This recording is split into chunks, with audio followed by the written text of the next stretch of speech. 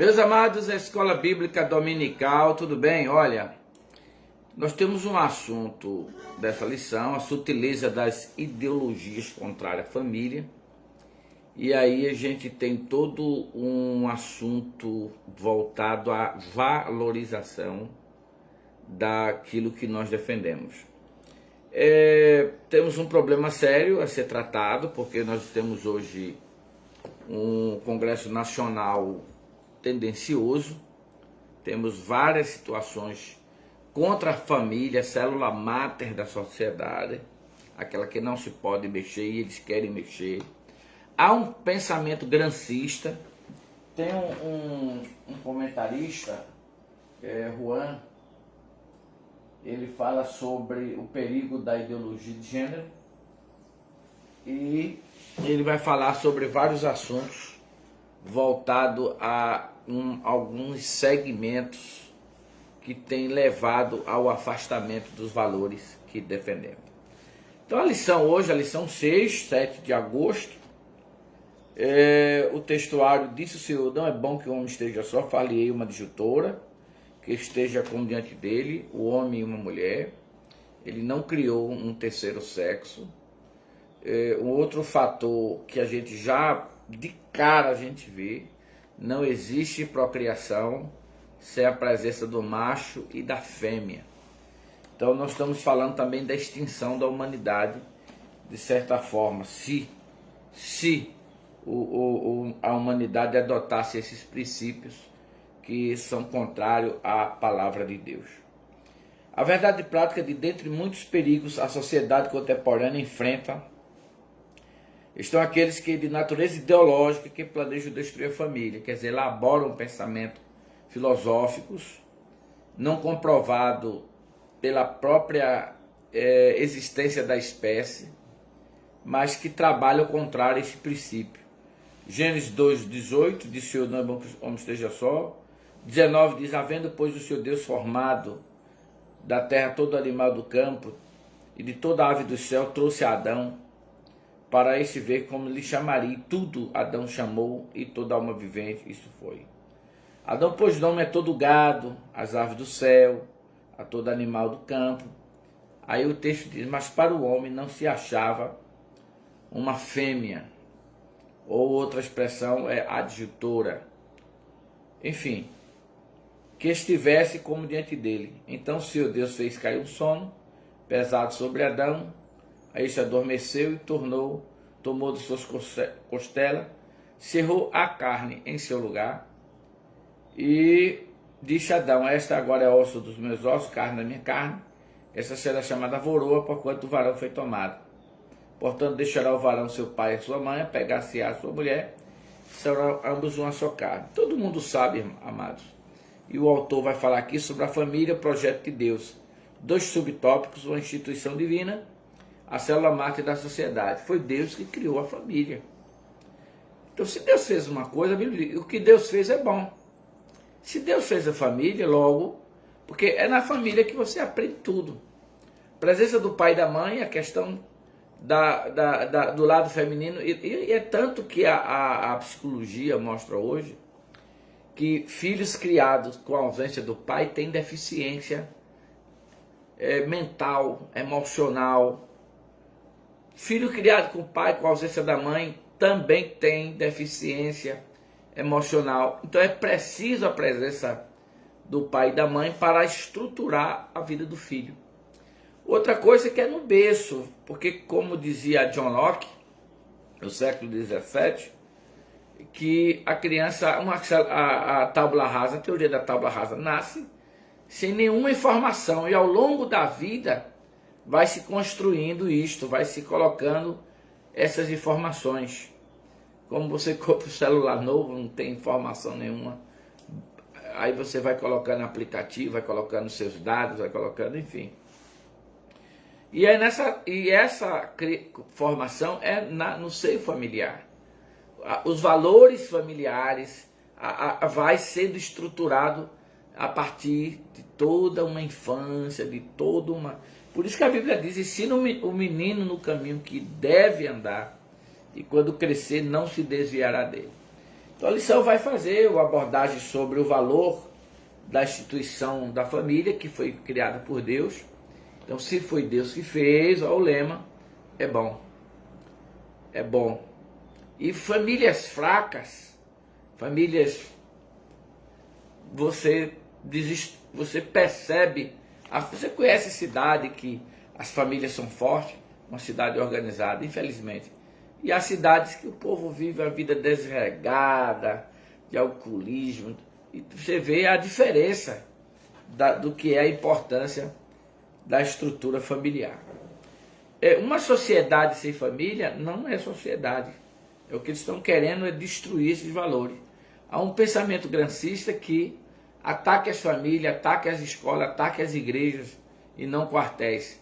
Então, desestruturando, porque eles sabem que um povo depravado é mais fácil de ser dominado. É tanto que você vê, politicamente falando, quando querem aprovar alguma coisa aí que não é bom para a sociedade, eles fazem uma festa grande, um jogo, uma Copa do Mundo, enquanto isso estão lá dentro aprovando, enquanto o povo está envolvido com essas festas. Gileno Silva. Então é interessante a gente fazer uma analogia dessa questão, do valor que Deus dá à família. Ama o homem, deve amar a mulher submissa ao homem, não como escrava do homem, mas submissa no amor. Você conquista a submissão com boas atitudes. E o filho compete obedecer aos seus pais, a obediência dos valores. E o pai amar os seus filhos e não provocar a ira. É a recomendação do apóstolo Paulo. O segundo assunto, fundamentos da família cristã, o casamento monogâmico e heterossexual, o casamento indissolúvel e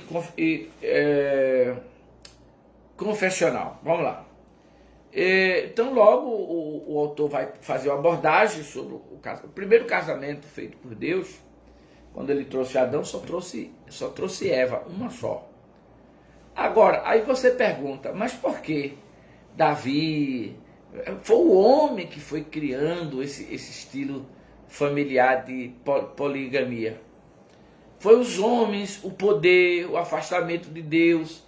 Aí você, mas o que foi que Deus fez? Porque existem coisas na história que eles fizeram e colheram o próprio pecado, colheram a própria ignorância, da própria ignorância.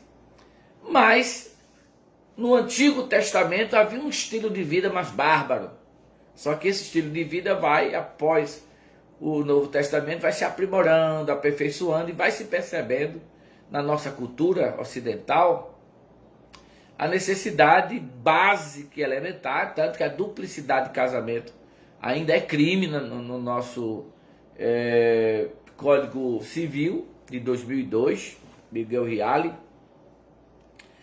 Enfim, então nós temos aí a importância do casamento monogâmico, quer dizer, com uma única mulher. E há uma exigência para Paulina, Paulo até recomendou para não casar, mas há uma exigência paulina que haja, olha só que coisa interessante. Aí ele diz, eu queria que os homens não casassem, mas para não abrasar se casa. O casamento é necessário. A procriação, os filhos virão do casamento entre o homem e uma mulher. É importante também que esse casamento seja heterossexual, entre um homem e uma mulher. Não há um terceiro sexo. Mas infelizmente, por força de decretos, força de portaria, de embargos infringentes, que o Supremo Tribunal Federal termina em detrimento, quer dizer, tomando o papel de legislador, quando deveria ser o papel só do judiciário. Está virando uma bagunça esse país. Aí alguém pergunta, mas vocês são contra os homossexuais? Não, nós nos odiamos os homossexuais. A igreja não bate, a igreja não espanca, a igreja não faz bullying. Porque a Bíblia, e eu já aprendi isso desde lá, quando eu me compreendi como cristão, que Deus ama o pecador, mas aborrece o seu pecado. É isso que a gente está comentando, porque até isso querem nos calar, que é a ditadura da opinião. A gente não pode mais ter opinião. Então, que democracia é essa que alguns políticos aí de bandeira vermelha pregam, que eu não posso ter opinião. Só eles que podem ter. Outro dia eu vi um tal de João Willis, alguma coisa, dizendo que eles tinham que pensar pelo povo. Quem é tu para pensar por mim? Eu sou porventura um animal? Quer dizer, que ideia absurda é essa? Isso já é um pensamento comunista, dominação, de calar todo mundo e nós decidimos por vocês. E a igreja tem que reagir, o povo de Deus, o povo tem que reagir, o povo não pode se calar diante disso. Contanto, o segundo subtópico, o casamento indissolúvel e confessional, algumas variantes estudáveis. Eu vou até fazer uma abordagem dessa terça-feira a partir do pensamento da portaria e do pensamento do bíblico de 1 Coríntios 7,15 e de Mateus 19, da infidelidade. Aquilo que Deus juntou. Aí eu pergunto, e todo casamento foi Deus que juntou?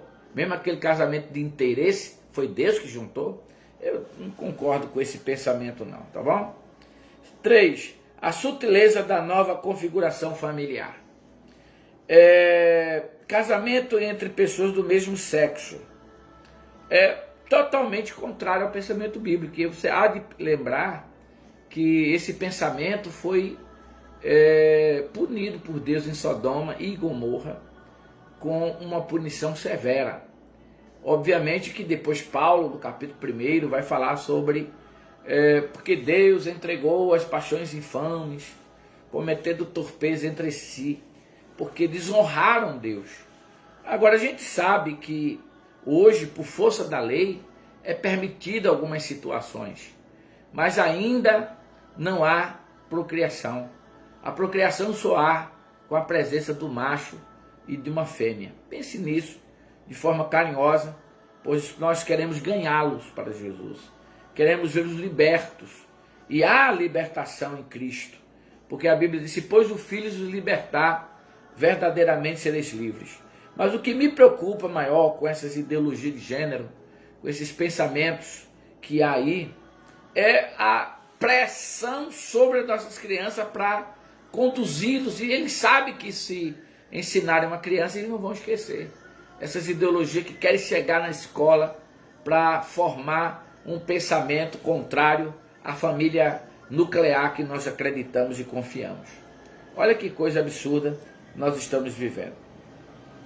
No segundo ponto, fala sobre a sexualidade não binária, quando o indivíduo assume o papel de não, eu não sou nem homem, eu não sou mulher, não sei o que eu sou. Quer dizer, que isso? Quer dizer, isso é só filosofismo. Mas ele continua tendo órgão sexual masculino, ela continua tendo órgão, continua tendo útero, continua tendo próstata. Então, isso é um pensamento só da uma questão mental, de uma formação, do tipo de educação que teve, e não resta dúvida que há influências também espirituais fortíssimas sobre isso. Então, na verdade, o que uma pessoa precisa, nesse caso, era receber a libertação em Cristo. Pois se Cristo vos libertar, verdadeiramente sereis livres. Então ninguém vai viver sem ausência do seu gênero sexual, masculino ou feminino, por mais que insista que mentalmente estão pensando de outra forma. Beleza? Agora, irmão, nós somos pacíficos. Nós somos o povo que temos que pregar o amor de Deus, o amor ágape. Não odeie as pessoas por suas opções sexuais, mas trate-os com amor e carinho e tente ganhá-los em Cristo. Convença-os com a palavra e não com agressão, não com bullying, porque aí é crime. Número 4, princípios bíblicos para uma família sólida, o papel dos pais. Querido, o pai é o rei da família no sentido do tratamento, é a coroa da criação. Os pais têm um papel muito importante na formação familiar, porque o caráter dele pode ser transmitido para o filho. Por isso a palavra de Deus novamente diz, ensina o menino no caminho que deve andar. Tanto que eu fiz uma vez algumas aulas de pedagogia e teve uma aula que era sobre educação difusa. E aí tratou muito a questão dos indígenas, que os filhos aprendiam com o exemplo do pai. Então o pai ia caçar, ele também ia caçar. O pai ia pescar, ele também ia pescar. Então ele observava, se identificava até com a profissão do pai, era transmitido esses valores morais, os valores culturais, espirituais para os seus filhos. Então, um muçulmano, os filhos são muçulmanos. Por que o cristão, meus filhos, não podem ser cristãos? Até isso estão querendo, com leis, tratar para que você não obrigue seu filho a ir para a igreja. Mas nossos filhos irão para a igreja. Nós vamos transmitir aquilo que acreditamos, porque há uma ordem maior do que uma lei humana. É a de Jesus, a de Deus. Quando ele temarás as minhas palavras, Deuteronômio 6, e temarás as minhas palavras a teus filhos, andando, levantando, deitando, e temarás as minhas palavras a vossos filhos. Pregue a palavra, ensine a palavra para os seus filhos, querido. E o papel da igreja, aí o autor disse, alguém já disse, as famílias fortes fazem igrejas fortes, mas igrejas fortes influenciam famílias para serem famílias fortes. Através de quê? Existem dois fundamentos, a palavra, o ensino doutrinário, consistente, real, sem extremismo, com valores bíblicos e uma vida de oração. Claro, a família se fortalece então por causa da presença da igreja forte, Deus presente, Jesus presente, mas famílias fortes também tornam igrejas fortes. Ou igrejas fortes, como o autor está dizendo, vão influenciar famílias a serem fortes. Então é uma lição simples, não tem muita dificuldade e com certeza você vai dar uma boa aula aí em nome de Jesus. Né? Tem as perguntas revisionais que você fará ao final da classe. Amém? Deus abençoe, queridos. Fique aí com esse pensamento e o Senhor os abençoe e vos guarde. Afinal, essa é a nossa escola dominical. Maravilha! Sempre estudando e aprendendo os nossos valores. Fica aí, a paz do Senhor. Capricha lá, porque será uma boa aula em nome de Jesus. Escola do mundo, onde eu posso ensinar e aprender a palavra da sabedoria. É a nossa EBD. Patio!